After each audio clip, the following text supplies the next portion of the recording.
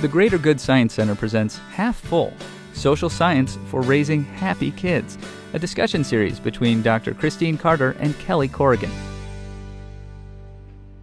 I saw an interesting thing at the pool the other day with Georgia. We were with another family, and these folks happened to have a pool, and so their 2-year-old is a better swimmer than Georgia is at 6.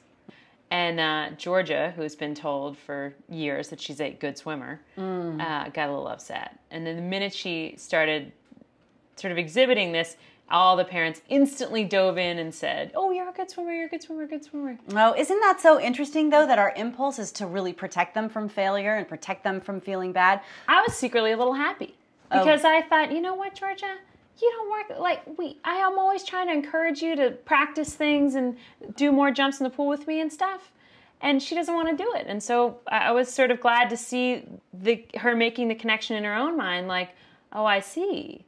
Had I been swimming more with my mother, perhaps I wouldn't be feeling these feelings right now. Practicing, yeah. So very often I think mediocre performance is it's a nice, clear sign that either more practice is needed, or we need to switch strategies, or we need to get help from somebody. Right. And what you really want is her to focus on being a good swimmer and becoming that good swimmer, if that's what she wants, rather than just being labeled, going after the praise, being labeled a good swimmer. There's a big difference between those two things, and that big difference, like we've talked about before, is that growth mindset, that emphasis on effort and practice and hard work. So this is why we should really be leery about running our kids' homework down to school, or their forgotten backpack, or staying up until midnight with their science project.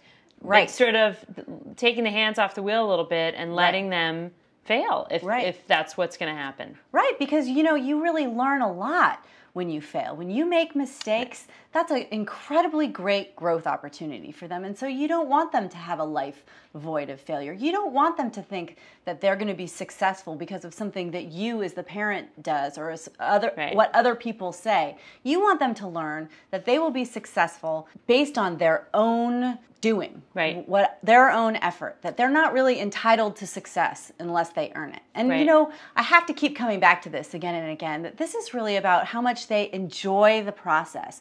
This website is about how to help our kids lead happy lives. And so even though this failure thing is a great way to change your strategy so you can be more successful, it's also about learning to really enjoy challenge. I mean, I think that teaching your kids to be sort of psychically comfortable with failure and messiness and, kind of the exhaustion of effort is a huge favor. Right. I mean, I'm making mistakes all the time. Right. And in fact, I'm always trying to point out to them, like, oh, I took the wrong turn again. Or, oh, I should have worked harder on that column. I don't like the way it reads now that I'm looking at it on Friday. Right. So I'm gonna work a little harder on it. And we can do this in our everyday conversations with our kids. We can ask them about challenges they've had, about mistakes they made, and what they learned from them.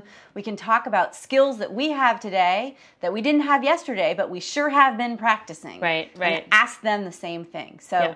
What we're going to do is protect our kids from a life void of failure. We're going to encourage them to make mistakes so that they can learn a lot and learn to love, to enjoy the process.